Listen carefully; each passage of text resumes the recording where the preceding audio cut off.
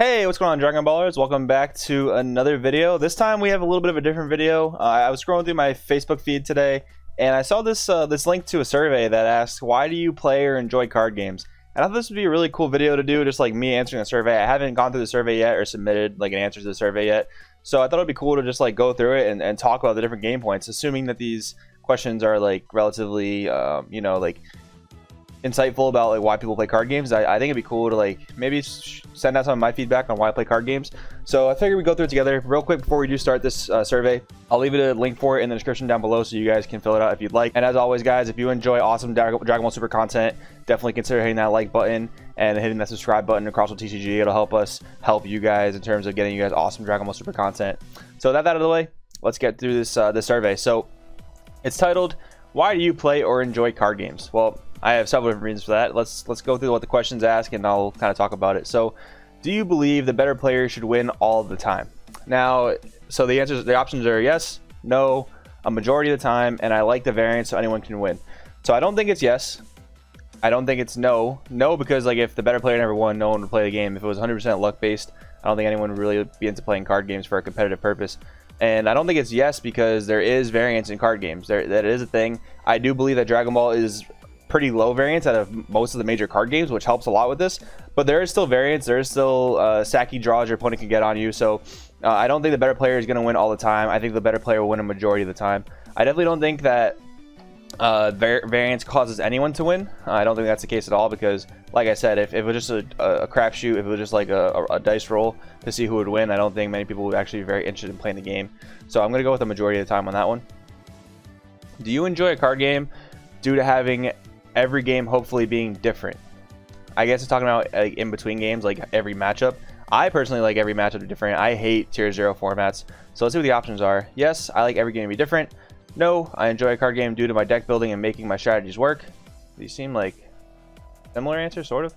I do like the variance to have different games feel different. However, I don't expect every game to be individual.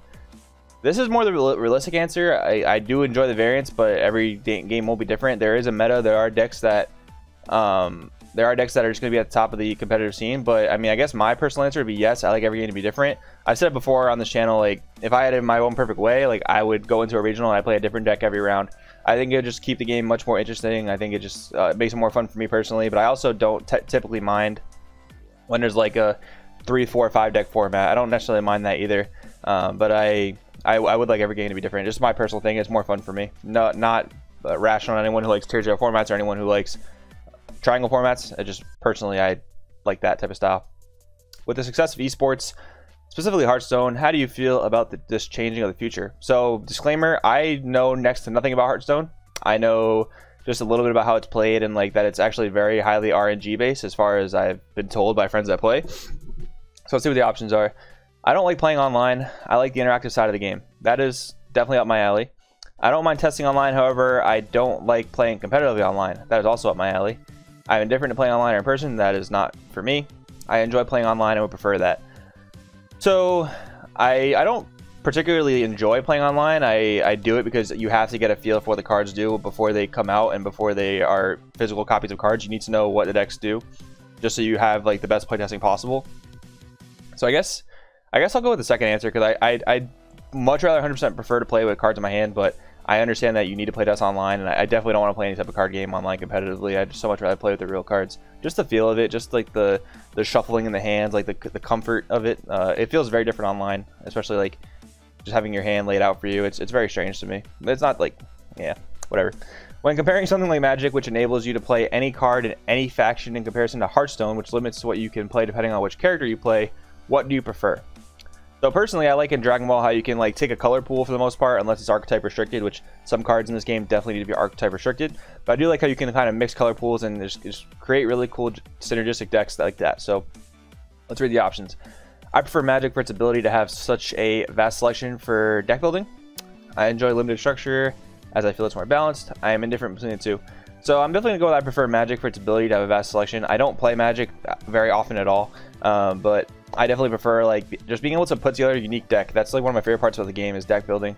And I don't like, there are certain archetypes in the game like Goku's Lineage or like Cell Chain, like they almost build themselves, and those are cool decks. I enjoy playing them, but I also really enjoy the kind of uniqueness of just putting a really synergistic deck together. Number 5, playing a card game can have its frustrating points where you are extremely limited or can't even make a proper play throughout games. I guess. Do you feel it should be part of the game? Playing a card game can have its frustrating points where you're extremely limited or can't even make a proper play throughout games. Oh, I guess if like you brick and like you open unplayable, which I actually feel like really doesn't happen in Dragon Ball too much. I feel like because of the mulligan system and because like there's no real like turn 1 unbreakable boards like similar to Yu-Gi-Oh! I think that that's not too much of a problem in this game, but yes, let's see the answers. So I would like to have a way to solve this issue. It happens to everyone. It should be part of the game. I feel it's the only way that you can enable the benefits of fun and not knowing it's going to happen. I definitely want the variance to be as low as possible if that's what this question is trying to get at. It's a little bit of a weirdly phrased question, but I definitely think that there just should be as little variance as possible. But the fact that it is a card game means there will be some form of variance. So I'm going to go with that answer. As of late, card games have strayed away from the traditional method of hard drawing mana resources. How do you feel about the mana system that have been created since to attempt to make the best way to play card games fairly? As of late, card games have strayed away from the traditional method of hard drawing mana resources. How do you feel about the mana systems that have been created since to attempt to make the best way to play card games fairly? Sorry, I'm like rereading the questions. It's just a little bit oddly phrased, and I'm trying to just totally understand. I think he's talking about like free energy cards, things that kind of like allow you to cheat out energy without having to necessarily draw them. I actually like Magic's system of drawing mana. Definitely don't like that. One of the main reasons I don't play Magic is just I don't want to get energy locked. I don't want to have too much energy where I don't have any plays. I don't want to have no plays by not having any mana. So second option is I feel like it's perfect with the method of games like Hearthstone where you automatically get more mana. That's pretty cool. I think it's pretty cool how your turns automatically get basically upped energy for you. I don't necessarily know if there's so much energy ramping or energy destruction in Hearthstone. If there is, that would also be cool, but I do like the way that you can energy ramp in Dragon Ball. I think the way Force of Will does it with having a separate deck for mana is better. No idea to play Force of Will. Sorry guys, no idea to play Force of Will. I don't think the perfect mana system could exist. There will always be flaws. I think that Dragon Ball's system is really good. I think the fact that any card in your hand can go down as an energy, I think is really helpful. Just because like it's really hard to get energy locked. Like the only real way to get energy locked is if like you're playing a dual color deck, but you draw all of one color, and you need to like start the game off with one of the colors, but you start the game off with the other color. That's one way to do it, but it's very unlikely, especially like with the mulligan system. So I don't really know like any of these ways that really help me out. I mean, I guess there can never technically be a perfect system. So I don't know anything about Force of Will. I don't necessarily know if I agree with the Hearthstone method, although I do kind of like it. And I actually don't care for Magic's mana system. So I guess I'll go with the fourth answer. What are your thoughts on the cost of playing card games online? Well, any card game I've ever played online, whether it was a Yu-Gi-Oh! Simulator or a Dragon Ball Simulator, has been free. So let's see the options. I wish it could be cheaper. However, it's a good hobby that I enjoy and I'm willing to pay to enjoy my hobby. I would be more willing to give online games more of a chance if I felt it was more affordable. I think trading is a big part of how online games fixes and maintains to keep value in what you buy. I'm not bothered about maintaining my investment as long as you have a good disenchant system so it's realistic to get what you need in the game. I don't necessarily really follow much of these answers. I wish it could be cheaper, however. I mean, I'm willing to pay to enjoy my hobby, but not necessarily for online play. I mean, I think this is I guess this is a survey that's more geared towards Magic and Hearthstone, even though like the gentleman that posted it towards the Dragon Ball Super card game community. So yeah, I mean, I guess I'll go with number 4. I don't necessarily understand like most of these answers, but we'll go with that one. All right. Do you feel the companies that run the game you enjoy listen or communicate with the player base enough? Would you like to see more from them? 100%. Bandai definitely does interact with the community in a great way. I just like I came from Yu-Gi-Oh! And like Konami, you literally never hear words from them. You never hear anything from them. So I really do like how Bandai communicates with the community. It seems like they listen to us. You know, they fix issues that we find in the game. So I really do appreciate that.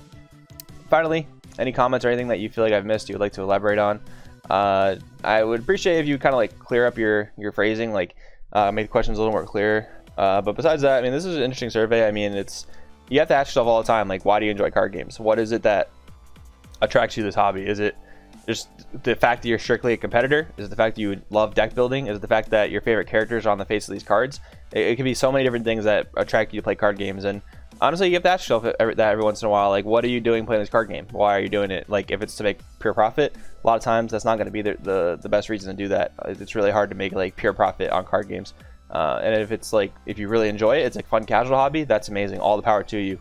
If you're a straight up competitor, I think this is a great game for being a competitor. So yeah, guys, that's going to pretty much wrap up the survey. I'll hit the finish button. Hopefully nothing weird pops up. So here's the original post on the gentleman that asked this question. So let's see what he said.